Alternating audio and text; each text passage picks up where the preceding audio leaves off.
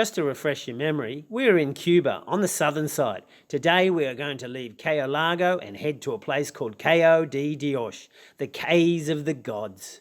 It's only 24 miles as the crow flies, but we have headwinds the whole way, so it's going to take the better part of the whole day. We have the barrier reef to avoid along here, and again, to reduce seasickness, I will sail within the barrier reef in here, where the depth is anything from 4 to 6 metres. This is probably what our day will look like with numerous tacks. Bye-bye Key Largo. We're off to Cienfuegos. We're going to do a couple of stops along the way, a couple of reefs. It's going to be a bit rolly. Let's see how good it is.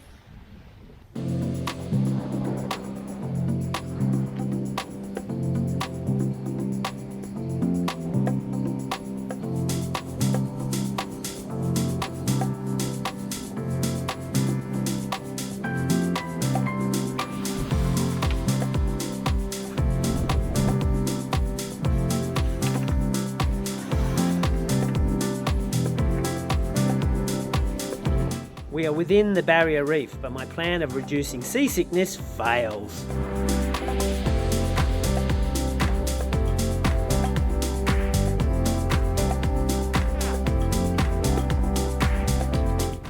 Margarita's not a happy camper. She's seasick again. And here we are at Cayo Sal.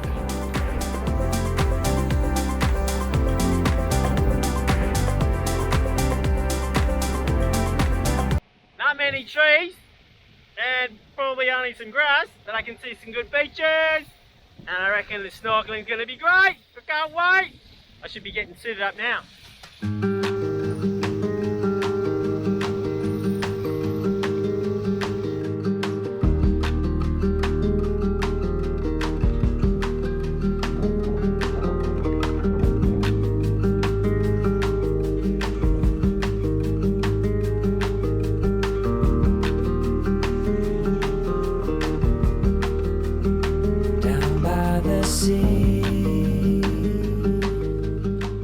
The whole island is fossilised coral that is honeycombed everywhere. As the waves pump in, the island blows water through its 1,000 mouths, and as the waves recede, the island sighs. That was rather poetic, people. Don't worry, I won't let that happen again. At the edge of the water, the coming waves kiss my face.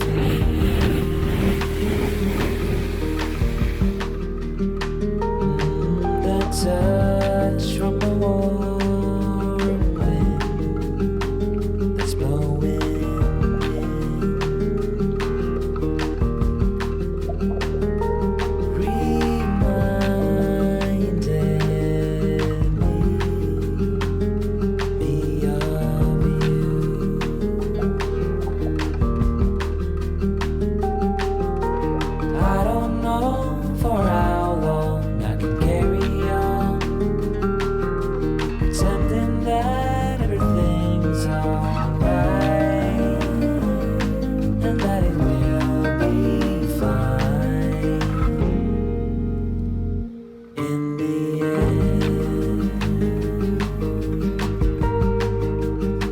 Unless you need some major chiropractic work, I don't think this is a very romantic picnic place.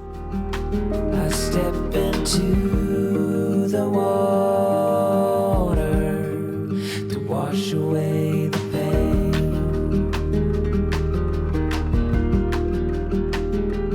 The devil's breath on my neck,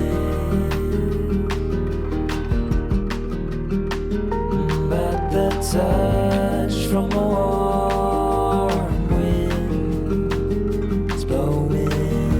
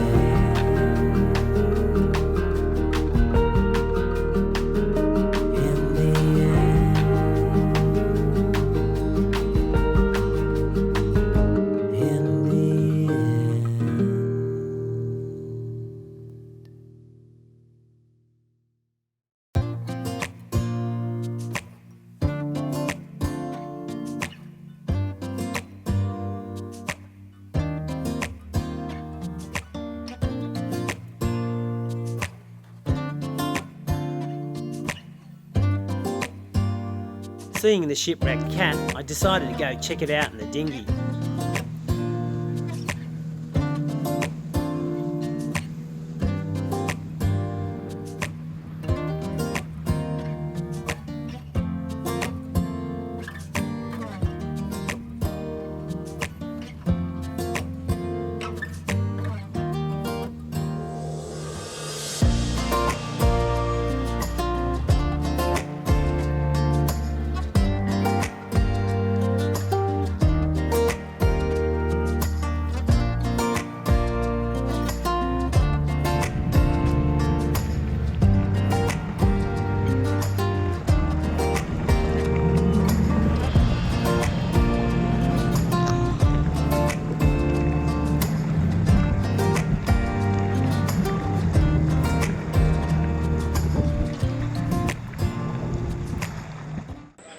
Don't forget to press like, subscribe.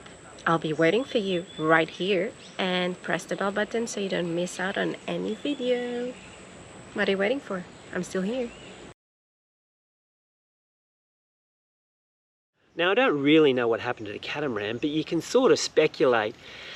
It looks like he was trying to come into this tiny little bay seeking protection from the north. I mean, you wouldn't have to seek any protection from the south because the whole anchorage is for sou'easters, southerlies and sou'westerlies.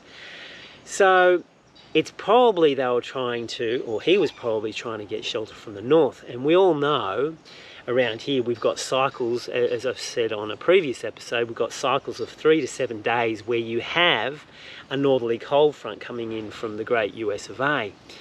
And just before that you have southerly winds, and in fact it dies on the sou'westerly, and you could have this mirror, this whole area would be mirrored with a beautiful sunset, and you can just sort of see that they're enjoying this sunset and they're not fully aware of the weather change that's coming, or they don't have the radar on, or haven't checked the weather or whatever. And then all of a sudden, in the middle of the night, they get up to 60 knots from the northwest. And this has got a huge fetch from the northwest. It's like more than 50 miles. I think it's like 80 miles. In as little as 10 minutes. I mean, even if it's flat, my boat against wind, if it's flat and it's 30 knots, I'm pretty sure my boat will not motor into it. As soon as you start getting trouble with catamarans, this is a catamaran that's destroyed, is the low bridge deck clearance. Can you imagine how big the chop would be after 10 minutes at 60 knots? It would be huge, and they wouldn't be able to go anywhere. So it would look like, it does look like they've actually come around. Oh, thanks guys. We've got some people there making some noise, top stuff. It looks like they were trying to seek shelter. Because you can't actually just sail straight parallel to the reef, east or west, because the reef actually goes out in parts and there's shallow sections. You actually have to go north and then east or west to get out of there. So it would have been a very scary time. Probably occurred somewhere between 2 and 3 a.m. as it always does. But that's my take on what possibly could have happened to the catamaran.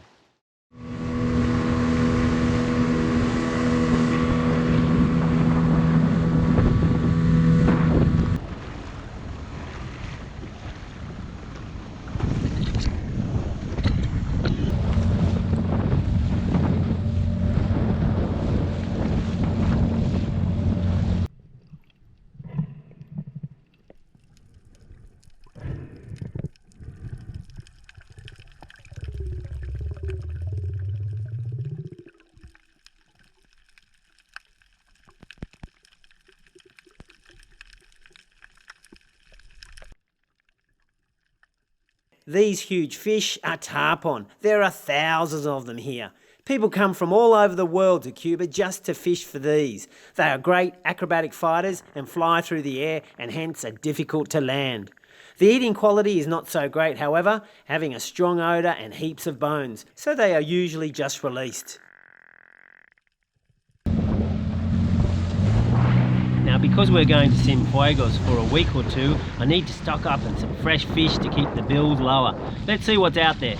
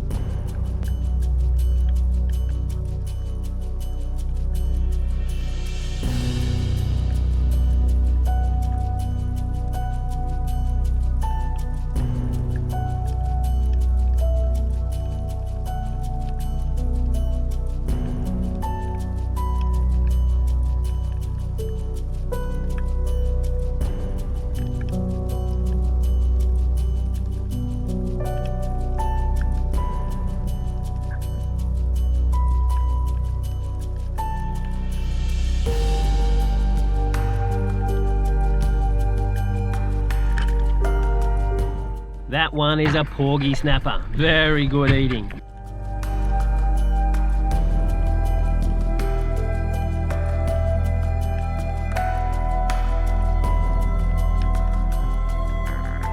Coming up is a hogfish, which I don't normally target since they are way too easy. They are excellent eating though, and Margarita occasionally requests them, so sorry mate, happy wife, happy life. As you can see, it's way too easy.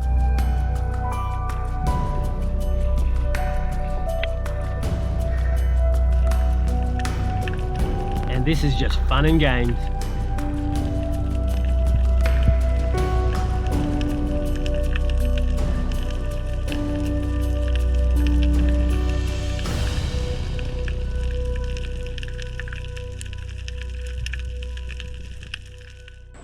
I'm back again. Have you done it? I'm still here. I'm waiting for it. Press like, subscribe, and if you want to keep up to notice with the videos, don't forget the bell button.